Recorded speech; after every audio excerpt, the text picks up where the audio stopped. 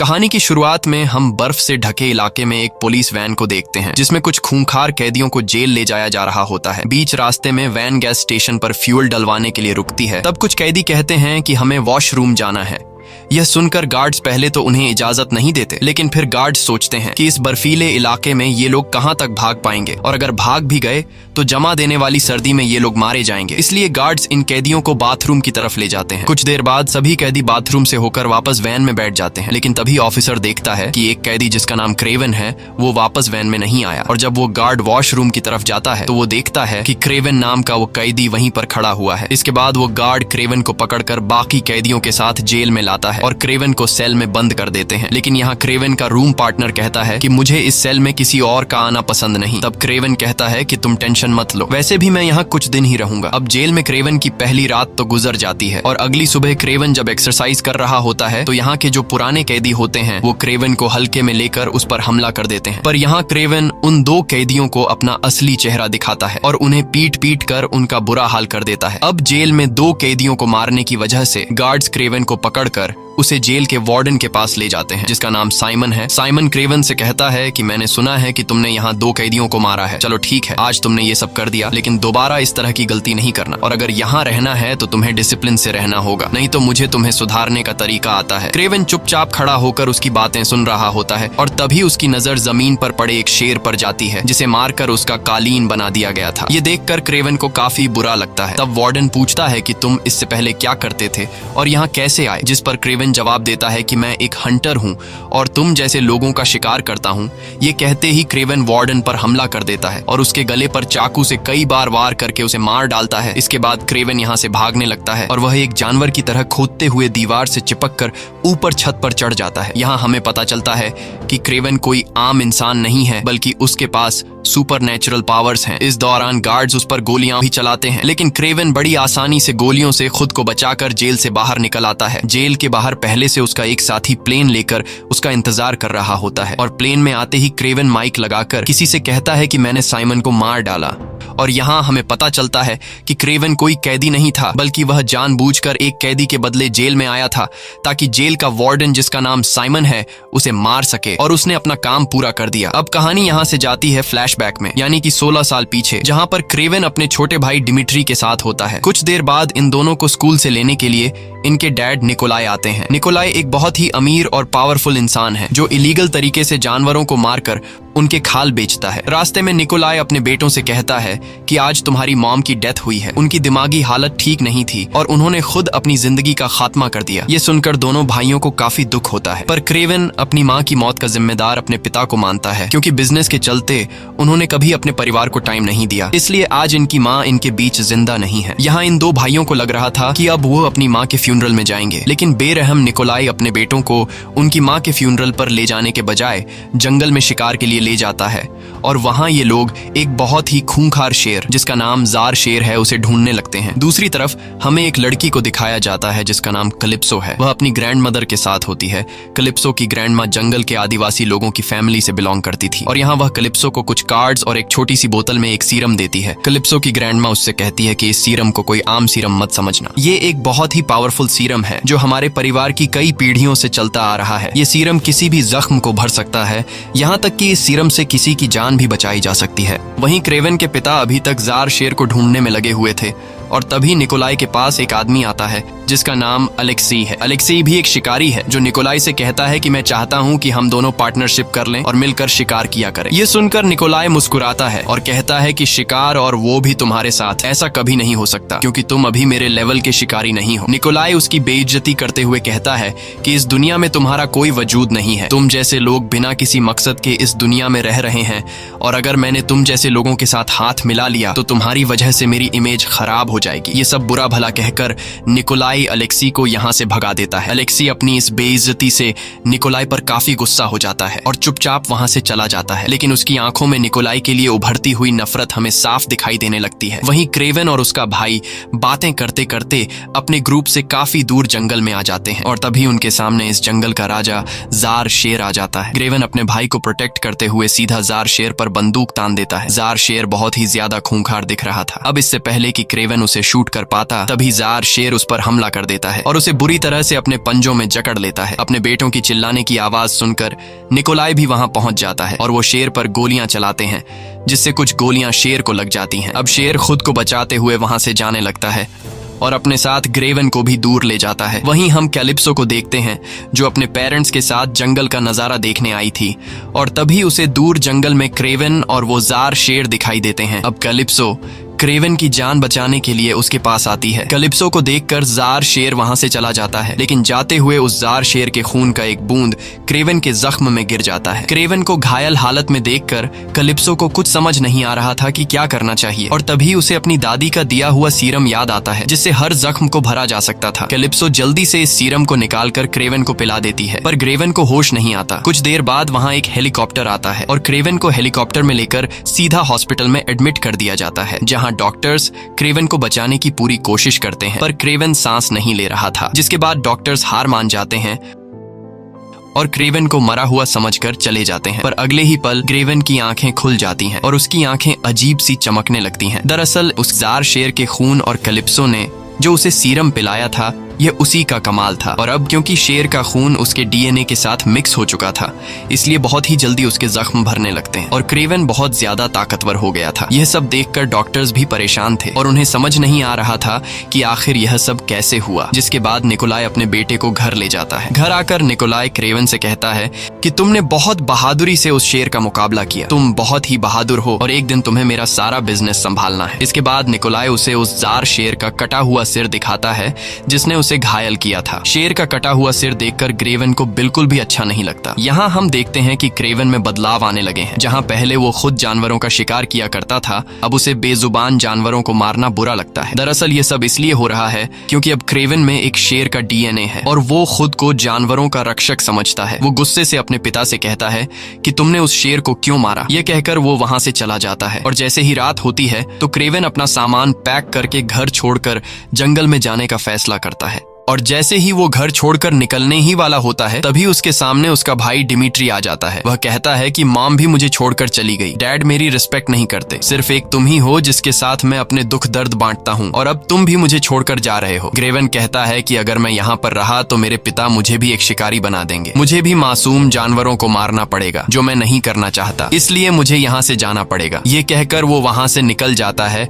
और सीधा जंगल में आता है। जंगल में आते ही उसे कुछ अजीब सी आवाजें सुनाई देने लगती हैं। वह देखता है कि उसके सामने से जंगली भैंसों का एक झुंड उसी की तरफ दौड़ता हुआ चला आ रहा है। यह देखकर क्रेवन बहुत ज्यादा घबरा जाता है और उसे लगने लगता है कि आज उसका आखिरी दिन है, इसलिए वह अपनी आंखें बंद करके नीचे झुक जाता है। पर जब वह अपनी आंखें खोलता है तो वह देखता है कि सभी भैंसे उसको बिना छुए उसके आसपास से निकल जाते हैं। दरअसल उन जंगली भैंसों के लीडर ने क्रेवन के सामने खड़े होकर उसे प्रोटेक्ट किया था और वह भैंसों का लीडर क्रेवन को इस जंगल का राजा मान रहा था। इसके बाद क्रेवन जंगल में आगे बढ़ने लगता है और वह उस जगह पर आता है जहां पर वह हमेशा अपनी माँ के साथ आया करता था। क्रेवन अब यहीं पर रहना शुरू कर देता है। क्रेवन को धीरे धीरे पता चलता है कि अब उसके अंदर बहुत सारी शक्तियां आ चुकी हैं और ये इसीलिए हुआ है क्योंकि लायन का डीएनए उसके शरीर में आ चुका है। और एक दिन जब उसे बहुत ज्यादा भूख लगती है तो वह एक हिरण का शिकार करता है और यहाँ पर हम क्रेवन की शक्तियां देखते हैं।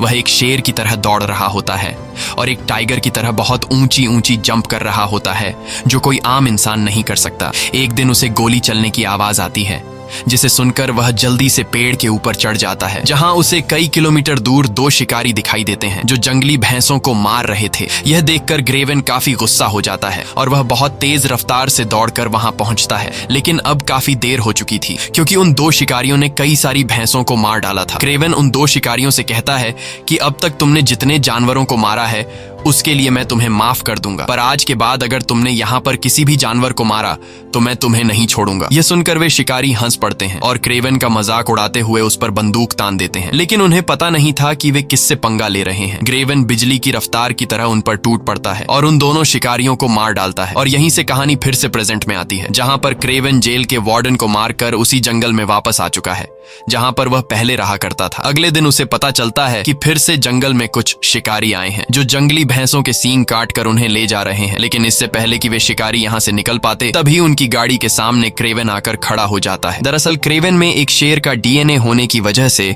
अब वो खुद को इस जंगल का राजा समझता है और उन शिकारियों को यहाँ से निकलने से रोक लेता है। तभी शिकारियों का लीडर गुस्से में अपने ड्राइवर से उस पर गाड़ी चढ़ाने को कहता है और ड्राइवर सीधा जाकर क्रेवन पर गाड़ी चढ़ा देता है। लेकिन क्रेवन गाड़ी के नीचे से निकलकर उन लोगों पर हमला कर देता है और एक एक करके सभी को मार डालता है। लेकिन एक शिकारी वहां से निकल जाता है। तभी क्रेवन अपने लायन विजन से भागने वाले शिकारी की गाड़ी का नंबर नोट कर लेता है और वह शिकारी अपने बॉस के ऑफिस में जाकर उसे सब कुछ बता देता है। लेकिन तभी हम देखते हैं कि क्रेवन उसके पहुंचने से पहले ही वहां आ पहुंचा और उसने शिकारी के बॉस को भी मार दिया और यहाँ क्रेवन उस शिकारी को भी मार डालता है। वहीं हम कैलिप्सो नाम की उस लड़की को देखते हैं जिसने क्रेवन को सीरम पिलाकर उसकी जान बचाई थी। कैलिप्सो अब एक वकील बन चुकी है और आज वह अपनी एक दोस्त के फ्यूनरल पर आई होती है जिसके साथ सिमियोन ने जबरदस्ती करके उसे मार दिया था। सिमियोन वही जेल का वार्डन था जिसे क्रेवन ने जेल में मारा था और अब क्रेवन कैलिप्सो के पास आता है। दरअसल क्रेवन इस कार्ड को फॉलो करते हुए कैलिप्सो के पास पहुंचा था। यहाँ क्रेवन कैलिप्सो को बताता है कि मैं वही इंसान हूँ जिसकी तुमने एक बार जंगल में जान बचाई थी। कैलिप्सो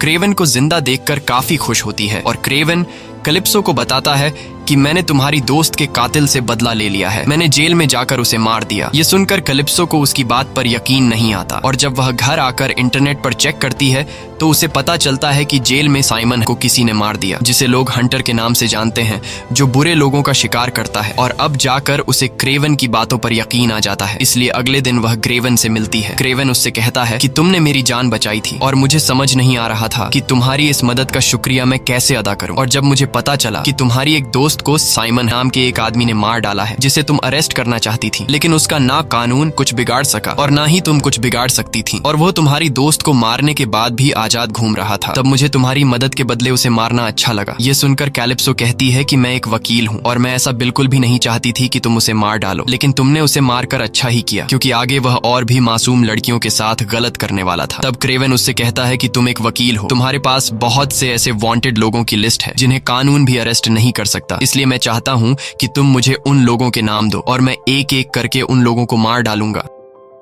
कैलिप्सो उसका साथ देने के लिए तैयार तो हो जाती है, पर वह कहती है कि इससे तुम्हारी जान को खतरा पड़ सकता है। वहीं दूसरी तरफ हमें उस शिकारी को दिखाया जाता है जिसका नाम अलेक्सी है। ये वही शिकारी है जो कभी क्रेवन के पिता के पास आया था। उसने क्रेवन के पिता से कहा था कि हम दोनों मिलकर शिकार करते हैं, लेकिन क्रेवन के पिता ने उसकी बेइज्जती करते हुए इनकार कर दिया। और अब अलेक्सी का एक आदमी उसे बताता है कि क्रेवन नाम का एक आदमी है जो शिकारियों को मार रहा है। यह सुनकर अलेक्सी समझ जाता है कि अगर क्रेवन को रास्ते से नहीं हटाया गया तो एक दिन वह मुझे भी मार डालेगा। इसलिए अलेक्सी कुछ ऐसे लोगों के पास जाता है जिनके लीडर को क्रेवन ने मार डाला था। वो उनसे कहता है कि तुम्हारा लीडर मारा जा चुका है और अब तुम्हारा बिजनेस बिल्कुल बंद पड़ा है, इसलिए अगर तुम लोग मुझे अपने बॉस की जगह दे दो तो तुम लोगों का बिजनेस फिर से स्टार्ट हो जाएगा। यह सुनकर कुछ लोग गुस्सा हो जाते हैं और अलेक्सी पर गोलियां चलाने लगते हैं, लेकिन यहाँ हम देखते हैं कि अलेक्सी पर गोलियों का असर ही नहीं हो रहा और गोलियां उसकी बॉडी के आर पार जाने के बजाय उसकी बॉडी गोलियों को रोक देती है। दरअसल अलेक्सी के पास अब एक ऐसी पावर आ गई है जिससे वह खुद को एक राइनो में बदल सकता है और राइनो में बदलने के बाद उसकी बॉडी इतनी मजबूत हो जाती है कि बंदूक की गोली उसका कुछ भी नहीं बिगाड़ पाती। वहीं अलेक्सी का शूटर भी यहीं छिपा होता है और जैसे ही वे लोग अलेक्सी को फिर से शूट करने वाले होते हैं तभी अलेक्सी का शूटर उन सभी लोगों को मार देता है जो उसे अपना लीडर नहीं मानना चाहते थे। अब यहाँ सिर्फ एक ही आदमी बचा होता है और वह ये सब देखकर डर के मारे तुरंत अलेक्सी को अपना लीडर मान लेता है। अलेक्सी को आज भी उस दिन की बेइज्जती याद थी जब वह निकोलाई के पास आया था और उसने पार्टनर बनने की पेशकश की थी, लेकिन निकोलाई ने मना कर दिया था। और अब अलेक्सी निकोलाई से अपना बदला लेने के लिए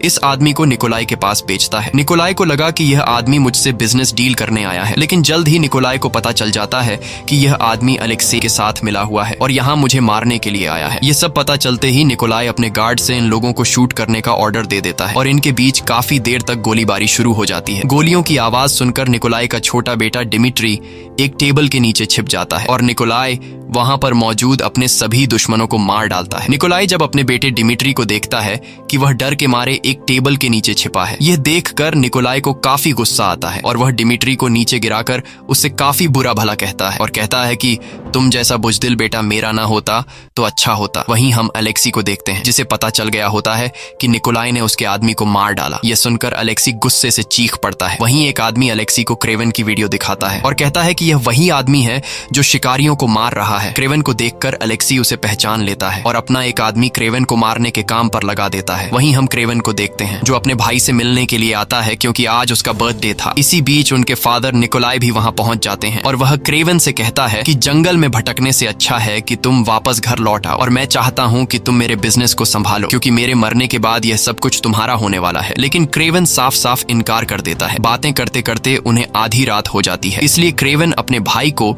उसके रूम तक छोड़ने के लिए आता है और जैसे ही क्रेवन वहां से जाने लगता है तभी डिमिट्री उसे रोक लेता है और कहता है कि तुम भी आज यहीं मेरे रूम में सो जाओ। क्रेवन अपने छोटे भाई से बहुत ज्यादा प्यार करता था, इसलिए वह अपने छोटे भाई की बात मानते हुए सोफे पर सो जाता है। लेकिन जंगल में सोने वाले इंसान को सोफे पर कहां नींद आने वाली थी, इसलिए वह बाहर गार्डन में जाकर सो जाता है और अगली सुबह जब वह अपने भाई के कमरे में जाता है तो देखता है कि वहां उसका भाई नहीं है और बेडशीट पर खून के निशान होते हैं। दरअसल कुछ लोग उसके भाई को किडनैप करके अपने साथ ले जा रहे होते हैं। क्रेवन दौड़ते हुए बैल्कनी में आता है और ऊपर बैल्कनी से नीचे अपने छोटे भाई को देख लेता है जिसे कुछ लोग गाड़ी में किडनैप करके ले जा रहे थे। अब अपने भाई को बचाने के लिए क्रेवन बिल्डिंग के शीशे से होते हुए नीचे कूदता है और उस गाड़ी के पीछे तेजी से दौड़ता है। लेकिन गाड़ी की रफ्तार काफी तेज थी, पर क्रेवन भी हार नहीं मानता और काफी दूर तक उस गाड़ी का पीछा करता है। लेकिन आखिर में वे लोग क्रेवन के भाई को लेकर एक हेलीकॉप्टर में बैठ जाते हैं। तब भी क्रेवन उनसे अपने भाई को छुड़ाने की कोशिश करता है, लेकिन वह अपने भाई को बचाने में नाकाम हो जाता है। अब अपने भाई को ढूंढने के लिए क्रेवन सीधा कैलिप्सो के पास जाता है और कैलिप्सो से उसे पता चलता है कि उसके भाई को एक टर्किश आदमी ने किडनैप किया है। साथ ही उसे पता चलता है कि जिन लोगों ने उसके भाई को किडनैप किया है उन्होंने $20 मिलियन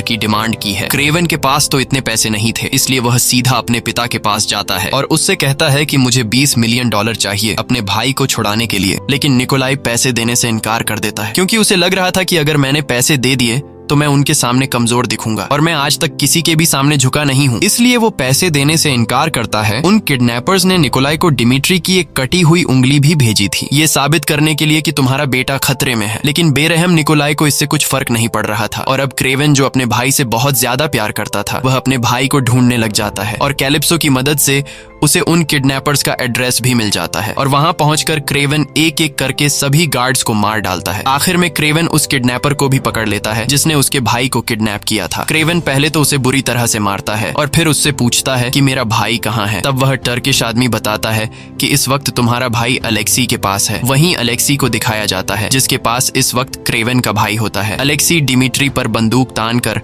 उससे क्रेवन का पता पूछता है, लेकिन डिमिट्री उससे कुछ भी बताने को तैयार नहीं होता। अब अलेक्सी चालाकी से काम लेते हुए डिमिट्री को बहकाने की कोशिश करता है और उससे कहता है कि तुम्हारा भाई क्रेवन सभी शिकारियों को एक एक करके मार रहा है और आखिर में वह तुम्हारे पिता को भी मार देगा और तुम्हारे पिता के मरने के बाद तुम्हें ही तो उसका सारा बिजनेस संभालना है। अलेक्सी अपनी पीठ में लगी एक पाइप को जोड़कर डिमिट्री को अपनी राइनो में बदलने वाली पावर दिखाकर कहता है कि मुझे पता है कि तुम कमजोर हो और तुम्हारी बात घर में बिल्कुल भी नहीं सुनी जाती, लेकिन अगर तुमने मुझे अपने भाई का पता दे दिया तो मैं तुम्हें एक खास पावर दे सकता हूँ। ये सुनकर डिमिट्री एक ताकतवर इंसान बनने की चाहत में अलेक्सी को अपने भाई क्रेवन का पता दे देता है। वहीं हम क्रेवन को देखते हैं जो कैलिप्सो को लेकर अपनी जगह पर आता है जहां वह पिछले 16 सालों से रहता है। उसने यहाँ बहुत अलग अलग हथियार बनाए होते हैं और अब वह किसी भी तरह से अलेक्सी को मारकर उससे अपना भाई छुड़ाना चाहता है। वहीं अलेक्सी को डिमिट्री से क्रेवन का लोकेशन पता चल गया होता है और अलेक्सी अपने एक खास आदमी को क्रेवन को मारने के लिए भेजता है और वह आदमी क्रेवन को पकड़ने के लिए अपने कुछ साथियों के साथ